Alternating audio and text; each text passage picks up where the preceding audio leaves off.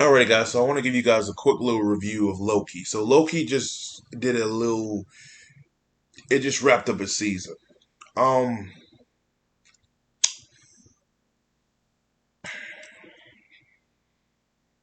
Now let's start with Kang the Conqueror because that's pretty much spoiler alert. Let's just get it out there. So Kang the Conqueror makes his live action kind of debut, TV or film wise. Um, this has already been renewed, and I knew this was going to get renewed anyway because Loki is a fan favorite character. Just people love the character.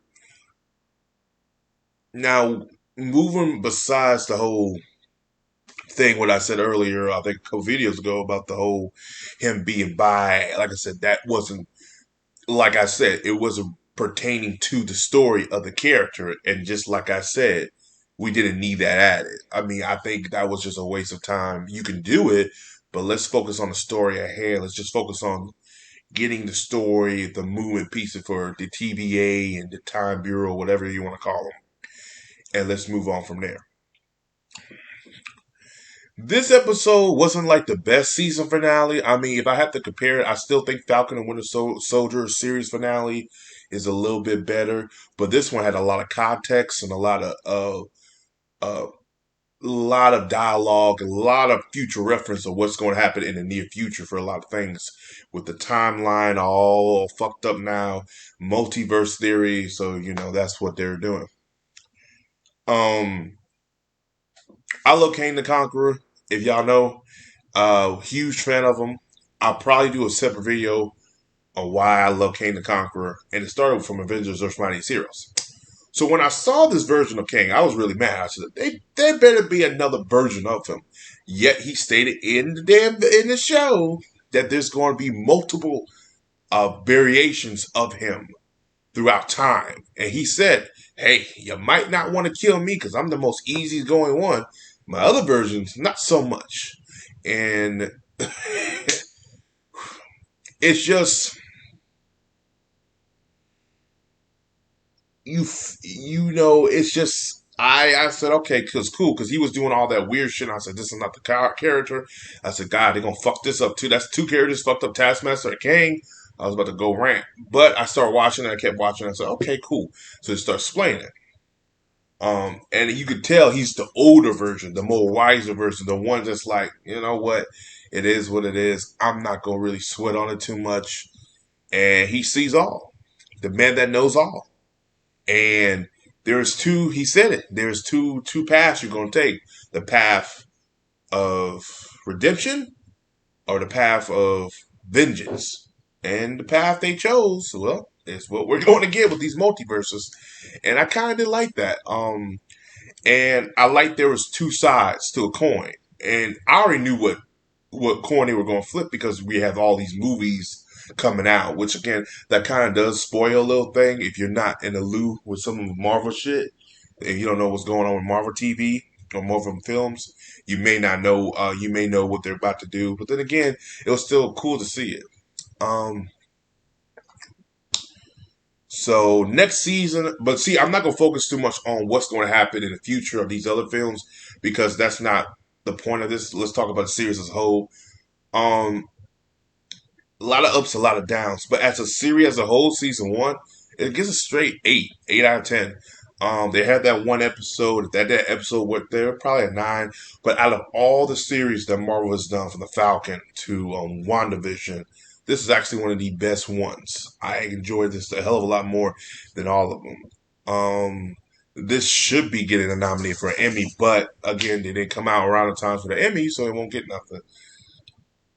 um just the way it was presented, the whole time thing. I thought, like I said, there's a couple times when it comes to time travel stuff, it's not really good.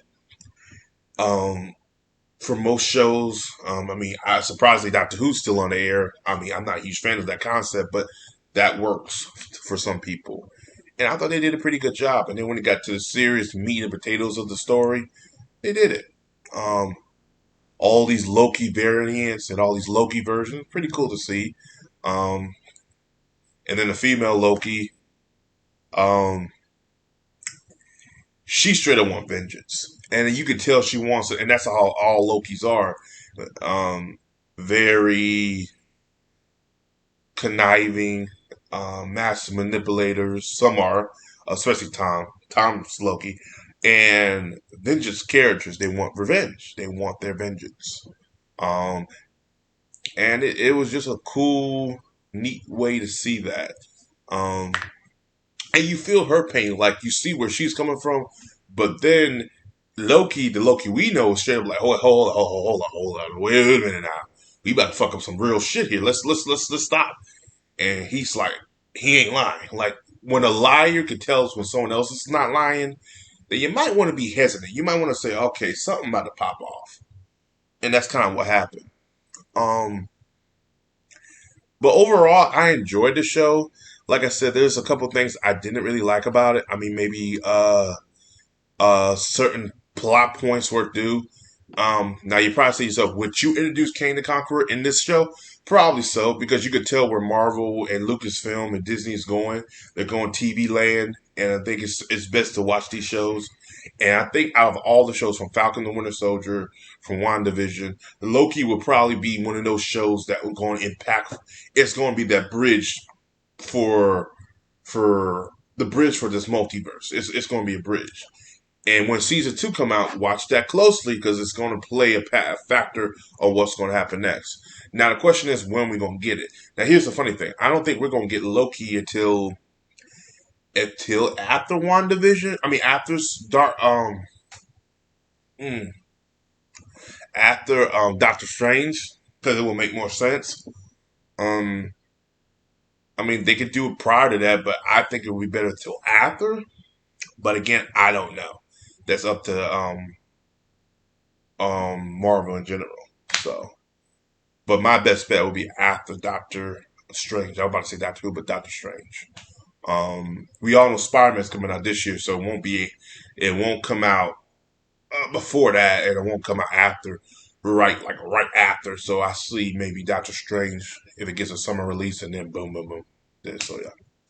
But like I said, 8 out of 10. As always, guys, like, subscribe, peace. Have a Johnson day. Have you seen Loki? If you enjoyed it, tell me what you think about it. I mean, like I said, Loki out of all these shows was the most anticipated show for me because I'm a fan of Loki. I love the actor. Owen Wilson did a phenomenal job. I mean, it's actually one of his best roles he's done in years. I mean, in years. So no hall pass, even though I love hall pass, but no hall pass. But as always, guys, like, subscribe, peace. Have a Johnson day. I'll see you guys in the next video.